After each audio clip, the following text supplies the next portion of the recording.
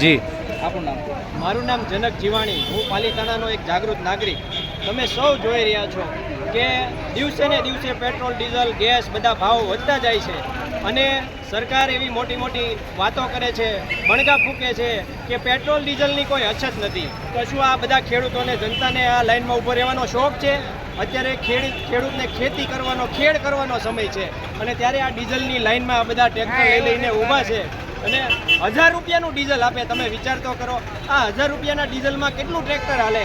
અને જે ગામડેથી ડીઝલ ભરવા આવે તો અહીંથી ડીઝલ ભરીને ટ્રેક્ટર પાછું જાય ત્યાં 400-500નું ડીઝલ તો એમને વપરાઈ જવાનું છે.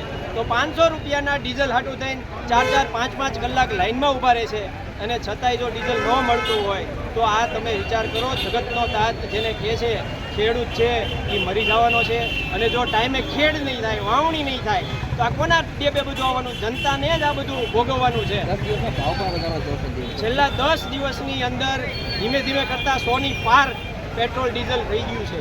તમે જુઓ, આજે જ જોયું કે 2 રૂપિયાને 61 પૈસાનો પેટ્રોલમાં અને 2 રૂપિયાને 71 પૈસાનો ડીઝલમાં વધારો આવ્યો. આ કોના ટેબે આવવાનું? મોંઘવારી કોને એમ ભોગવવાની? દરેક સામાન્ય જનતાને આની અસર થશે.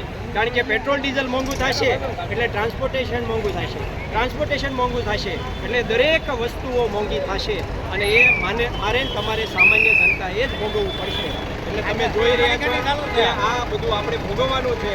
પહેલાં બહુ મોટા મોટા વાયદા કર્યા, ચૂંટણી સમયે લોકોને કીધું કે પેટ્રોલ ડીઝલની કોઈ અછત નથી, બધા અફવા ફેલાવે છે. તો આ અફવા છે. આ બધાને લાઇનમાં ઊભો રહેવાનો શોખ હશે, નથી મળતું ત્યારે આ બધા લાઇનમાં ઊભા રહ્યા છે. એટલે જનતા વિનંતી કરી રહી છે સરકારને કે તમને જે ખોબલે ખોબલે મત આપ્યા છે ને એ હવે તમે અહીંયા ધ્યાન આપો અને બધાને પૂરતો જથ્થો આપો. પૂરતો જથ્થો નહીં મળે તો ખેતી સમયે નહીં થાય, ખેતી સમયે નહીં થાય તો પાક નહીં આવે ને પાક નહીં આવે તો દરેકને સહન કરવું પડશે. અને આ પરિસ્થિતિ પેદા ન થાય એના માટે હવે સરકારે તાત્કાલિક પગલાં લેવા જરૂરી છે અને પૂરતો પુરવઠો ફાળવવો જરૂરી છે. મકવાણા, હું ખેડૂત છું અને ડીઝલ લેવા આવ્યો તો 1000 રૂપિયાનું ડીઝલ આપે છે કેનમાં અને લાઈનમાં ઊભા 6 વાગ્યાના હજી વારો નથી આવ્યો અને ટ્રેક્ટરમાં જે 1000-2000નું નાખે છે. ટ્રેક્ટરમાં અહીંયા આવે છે 5 લીટર પૂરું થઈ જાય અને ચાલક બગડી જાય. વારંવાર લાઈનમાં ઊભા રહેતા લાઈન છે એક બસ સ્ટેન્ડ સુધીની. પેટ્રોલ ભાવ વધારો થયો છે અને પેટ્રોલ ડીઝલનો એનો ભાવ વધારો વધી ગયો છે પણ વધારે વધી ગયો તો કોઈ વાંધો નથી, પણ એનો ટાઈમે જથ્થો તો એને જેવો જોઈએ ને, કદાચ હજી 150 કરે તો હાલે પણ ટાઈમે ખેતી થઈ જાય ને એ બને. મોંઘવારી નથી થતી તમને? મોંઘવારી તો નડે પણ શું કરવું? આ લાઈનમાં ઊભું રહેવું કરતાં મોંઘવારી વધે એ સારું.